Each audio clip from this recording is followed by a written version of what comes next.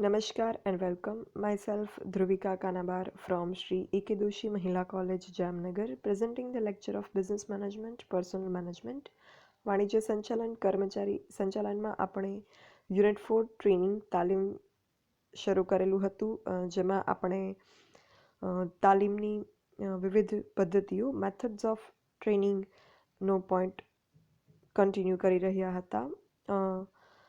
Methods of training તાલીમની પદ્ધતિઓના બે part છે. એક તો કર્મચારીઓને કે કામદારોને આપવાની તાલીમ, જેમાં 5 પોઈન્ટનો સમાવેશ થાય છે, અને બીજો પાર્ટ છે તાલીમની પદ્ધતિઓનો મેથડ્સ ઓફ ટ્રેનિંગનો સુપરવાઇઝરોને અથવા તો નિરીક્ષકોને આપવાની તાલીમની પદ્ધતિઓ.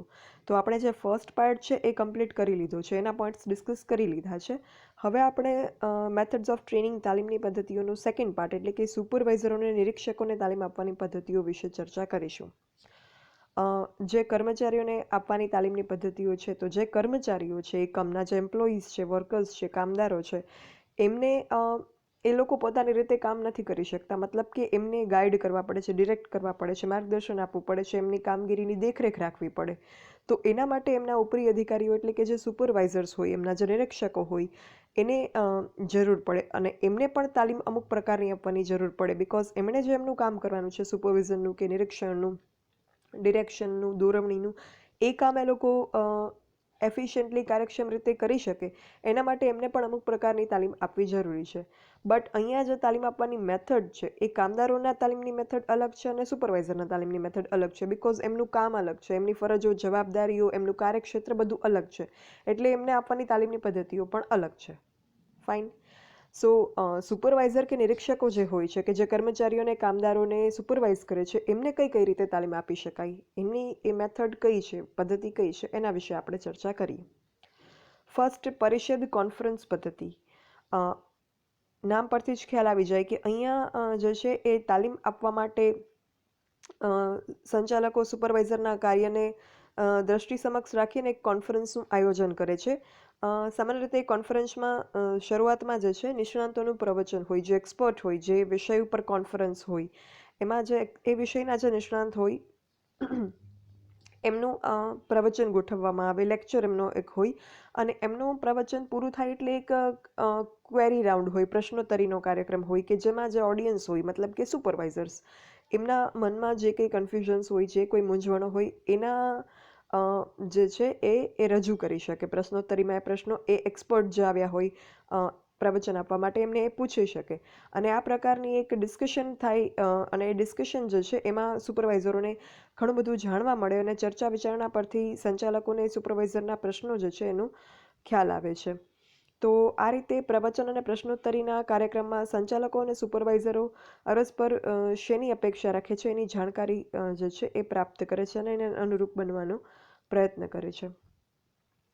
પછી સેકન્ડ છે કેસ પદ્ધતિ, કેસ મેથડ. આ એક મેથડ છે એ હાર્વર્ડ યુનિવર્સિટીએ આ એક પ્રયોગ કરેલો 50 વર્ષ પહેલાં, અને અત્યારે આ મેથડ બહુ પોપ્યુલર થઈ ગઈ છે. હવે આમાં શું હોય, કેસ પદ્ધતિમાં તમે એસપીસીસી રાખેલું હશે, અથવા તો તમે સીએલ સબ્જેક્ટમાં પણ વાંચેલું હશે, તમારી બુકમાં કેસ અમુક ડિસ્કસ કરેલા હોય, એટલે કે એ પ્રકારની કોઈ ઘટના બની હોય તો એ ડિસ્કસ કરેલી હોય. તો કેસ પદ્ધતિમાં જે સુપરવાઇઝર હોય એમને કામની પરિસ્થિતિનું વર્ણન કરવામાં આવે કે આવી આવી કંઈક સિચ્યુએશન છે કામની, તો તમે એને કઈ રીતે હેન્ડલ કરશો, કે તમે એમાં શું કરશો, તો એ વર્ણન કરવામાં આવે. એમાંથી ઉદ્ભવતા પ્રશ્નો અને સમસ્યાની ઉકેલ શોધવાનું એમને સોંપવામાં આવે.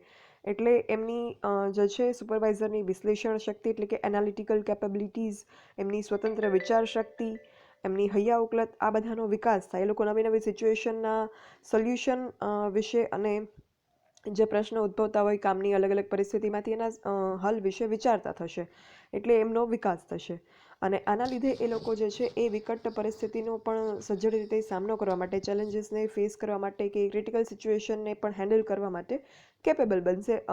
કટોકટી પૂર્ણ પરિસ્થિતિ કે વિકટ પરિસ્થિતિને પણ એ લોકો જે છે એ હેન્ડલ કરી શકશે, કે એને એ સમય જે છે એને સાચવી શકશે. તો ખાસ તો કાનૂની અને વૈદ્યકીય વ્યવસાયમાં આ તાલીમ પદ્ધતિનો બહુ ઉપયોગ થાય છે. કાનૂની પદ્ધતિમાં શું હોય કે કેસીસ અલગ અલગ પ્રકારના આવતા હોય, તો એવા પ્રકારના કેસ જે અગાઉ બનેલા હોય એનો સ્ટડી કરવામાં આવે, અમુક પ્રકારના કેસનું જે છે એ સિનારીઓ સમજાવવામાં આવે અને એમને કહેવામાં આવે કે આ પ્રકારનો કેસ હોય તો તમે શું કરો. આ કાનૂની પદ્ધતિની વાત થઈને વૈદ્યકીય એટલે મેડિકલ ફિલ્ડમાં પણ આ પ્રકારની પદ્ધતિથી ટ્રેનિંગ જે છે એ આપવામાં આવતી હોય છે કે અચાનક કોઈ એવું ક્રિટિકલ ઇન્સિડન્ટ હોય, કોઈ એવું પ્રકારનું ઓપરેશન હોય કે કોઈ એ પ્રકારની ટ્રીટમેન્ટ હોય તો how will you handle it. તો એ પ્રકારે જે છે એમાં ટ્રેનિંગ આપવામાં આવે છે. એના પછી છે પાત્ર અભિનય પદ્ધતિ, રોલ પ્લેઇંગ મેથડ. હવે આ પદ્ધતિમાં શું હોય કે એક રોલ પ્લે કરવામાં આવતો હોય, જેમ ડ્રામા હોય, નાટક હોય, એમાં કેમ અલગ અલગ કેરેક્ટર્સ અલગ અલગ રોલ પ્લે કરતા હોય, તો આમાં સુપરવાઇઝરો જે છે એના ઉદ્ભવતા પ્રશ્નો અને ઉકેલો નાટકીય અભિનય દ્વારા રજૂ કરવામાં આવે છે અને તાલીમ આપનારા સુપરવાઇઝરના વેશમાં એમના સુપરવાઇઝર બની એ લોકો અને સ્ટેજ પર આવી અને પ્રેક્ષક અને સુપરવાઇઝરો સમક્ષ સુપરવાઇઝરે રજૂ કરવાના કાર્યમાં ઉદ્ભવતી સંભવિત ગૂંચ હોય, મૂંઝવતા પ્રશ્નો હોય, સમસ્યાઓ હોય, એના ઉકેલની રજૂઆત અભિનય દ્વારા રસપ્રદ રીતે કરે. તો આ રીતે જ્ઞાન અને ગમ્મત મેળવવાની પદ્ધતિમાં સમય અને શક્તિનો જે છે વ્યય થાય છે, પણ ઘણી વખત જે છે એ આ પદ્ધતિ અસરકારક પણ નીવડે. બટ અગર આ પદ્ધતિ થી ટ્રેનિંગ આપવા માટે કલાત્મક સૂઝ ના હોય તો આ પદ્ધતિની અસર ઉપજી શકે નહીં. તમે જોતા હશો કે દૂરદર્શનમાં ખાસ કરીને આવતું હોય કે અમુક પ્રકારની સામાજિક જાગૃતિ માટેની બાબતો હોય તો આવી રીતે રોલ પ્લે દ્વારા દૂરદર્શનમાં એડવર્ટાઇઝમેન્ટ બતાવવામાં આવતી હોય. કોરોના સમયે પણ અમુક આવતી હતી. તો એમાં શું હોય કે એ એક અંદરો અંદર જ જે પાત્રો હોય એ રીતે વર્તતા હોય, એ રીતે એનો સંવાદ હોય અને એ રીતે એ લોકો કોઈક એવી સામાજિક જાગૃતિ અંગેની બાબત આપણને સમજાવી જાય. તો આ પ્રકારે role play method of training જે છે વર્ક કરે છે. એના પછી ધંધાકીય રમત પદ્ધતિ, બિઝનેસ ગેમ્સ મેથડ. નિરીક્ષકોને તાલીમ આપવાની આ પદ્ધતિમાં તાલીમાર્થી જે છે એને જુદા જુદા ગ્રુપમાં વહેંચી દેવામાં આવે અને દરેક ગ્રુપ જે છે એક ધંધાકીય એકમ બને અને એકચ્યુઅલ સિચ્યુએશનમાં વાસ્તવિક પરિસ્થિતિમાં જે ઉદ્ભવતા બનાવો હોય, પ્રશ્ન હોય, એના અંગે કલ્પના કરવામાં આવે, એક ઇમેજિનેશન કરવામાં આવે અને આ અંગે અલગ અલગ પ્રતિસ્પર્ધી જૂથોએ નિર્ણય લેવાનો હોય અને પછી બધા ગ્રુપના જે નિર્ણય હોય, જે સૂચનો હોય એ કોઈ ધંધાકીય સિચ્યુએશનને લગતા એનું સમીક્ષા કરવામાં આવે, એનું એનાલિસિસ કરવામાં આવે અને આધુનિક સમયમાં તો અત્યારે કોમ્પ્યુટરમાં પણ એ પ્રકારનું વિશ્લેષણ કરી શકાય અને ધંધાકીય રમતોમાં જે છે એ વિવિધ પ્રકારના મુદ્દા જેવા કે સંશોધન, ઉત્પાદન, વેચાણ, જાહેરાત ખર્ચ આ પ્રકારના મુદ્દા ઉપર નિર્ણયકરણ કરવામાં આવે અને એમાંથી જે ગ્રુપનું સૌથી સારું સજેશન હોય એને આવકાર્ય ગણવામાં આવે અને એ રીતે એમની વચ્ચે કોમ્પિટિશન ક્રિએટ કરી ગેમ્સ રમાડી અને આ પ્રકારની કેપેસિટી કે કેપેબિલિટીઝ જે છે એ ડેવલપ કરવામાં આવતી હોય છે. આ મેથડ રચનાત્મક છે, ક્રિએટિવ છે, મોટિવેટિંગ છે, પ્રેરણાત્મક છે, બિકોઝ દરેક ગ્રુપને એમ થશે કે યસ અમારું બેસ્ટ પરફોર્મન્સ થવું જોઈએ. એ રીતે એક કોમ્પિટિટિવ એન્વાયરમેન્ટ પણ ક્રિએટ થશે. નિરીક્ષકોની આવડત માટે આ એક ચેલેન્જ પણ છે. તો આ રીતે ટ્રેનિંગ મેથડ ખર્ચાળ હોય છે પણ અને બીજી વસ્તુ કે આમાં અગર ગેમ રમાડીને ટ્રેનિંગ આપવામાં આવે છે તો ગેમને અગર ગેમ્સની રીતે જ લેવામાં આવે, ટ્રેનિંગનું એકચ્યુઅલ મોટિવ ધ્યાને રાખવામાં ન આવે કે વિસરાઈ જાય, એ મિસ થઈ જાય અગર જે મેઇન પર્પઝ છે ટ્રેનિંગનો, તો એ ઘણી વખત વસ્તુ જે છે એ નેગેટિવલી ઇફેક્ટ કરે છે. ફાઇન. એના પછી ઉદ્યોગ મધ્યે તાલીમ, ટ્રેનિંગ વિધિન ઇન્ડસ્ટ્રી, એને TWI પણ કહેવામાં આવે છે, ટ્રેનિંગ વિધિન ઇન્ડસ્ટ્રી, TWI.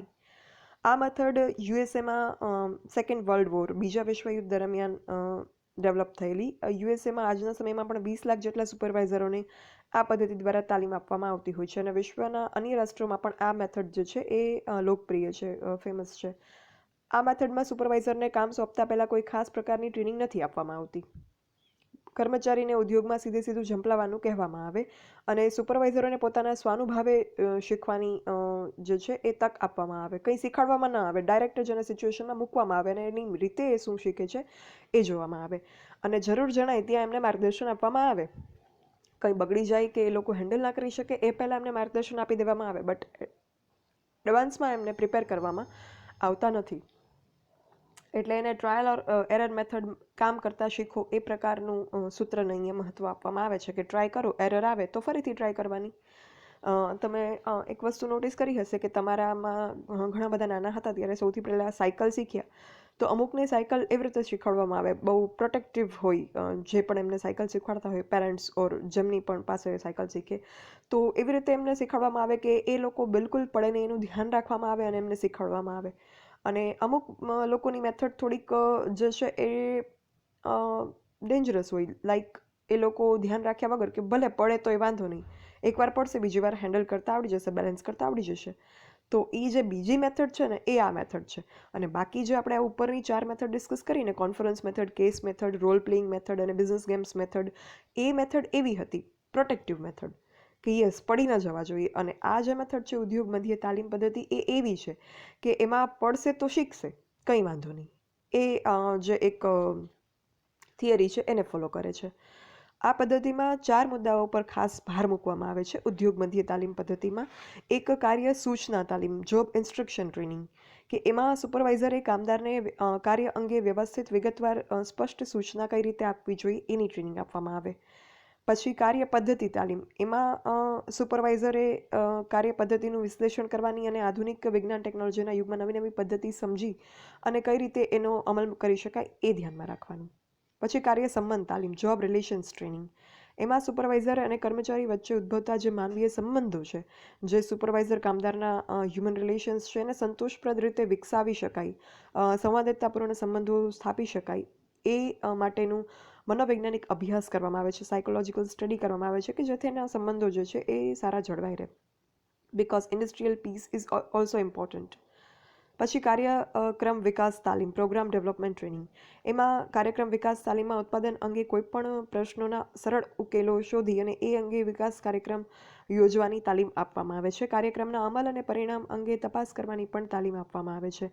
આ રીતે કાર્ય સૂચના પદ્ધતિ, સંબંધો, વિકાસ કાર્યક્રમ અંગેની વગેરેની સઘન તાલીમ આપવાથી તાલીમના હેતુઓની સિદ્ધિ જે છે એ સરળ બને છે.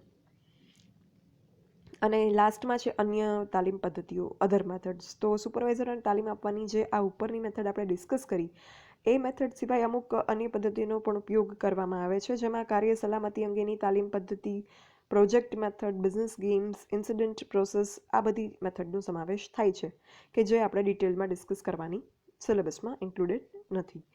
તો આટલી જે ટ્રેનિંગ મેથડ્સ છે, સુપરવાઇઝરને તાલીમ આપવાની મેથડ્સ આટલી છે. સો અહીંયા આપણે તાલીમ પદ્ધતિઓ, મેથડ્સ ઓફ ટ્રેનિંગનો પોઈન્ટ પૂરો થાય છે. મેથડ્સ ઓફ ટ્રેનિંગ 2 પાર્ટમાં ડિવાઈડ થયેલી છે. સુપરવાઇઝર અથવા તો નિરીક્ષકોને આપવાની તાલીમ, જેમાં આ 6 મેથડ ઇન્ક્લુડ થાય છે, અને બીજો પાર્ટ છે કામદારો અથવા તો કર્મચારીને આપવાની તાલીમ, એમાં આ 5 મેથડનો સમાવેશ થાય છે. તો તાલીમની પદ્ધતિઓ, મેથડ્સ ઓફ ટ્રેનિંગ જ્યારે તમને એક્ઝામમાં પૂછવામાં આવે તો તમારે આ 2 પાર્ટ લખવાના થાય. પણ અગર તમને સ્પેસિફાય કરીને પૂછવામાં આવે કે સુપરવાઇઝરને આપવાની તાલીમ પદ્ધતિઓ જણાવો, then you are suppose to write all this 6 methods only. અને અગર તમને સ્પેસિફાઈ કરવામાં આવે કે કામદારોને આપવાની તાલીમ, તો તમારે આ 5 મેથડ લખવાની. બટ અગર સ્પેસિફાઈ ન કરેલું હોય, જસ્ટ એમ જ મેન્શન કરેલું હોય કે તાલીમ પદ્ધતિઓ સમજાવો, કે તાલીમ પદ્ધતિઓ કઈ કઈ છે, methods of training, explain methods of training, then you are required to write both of these methods and all the 5 and 6 subdivisions of that methods.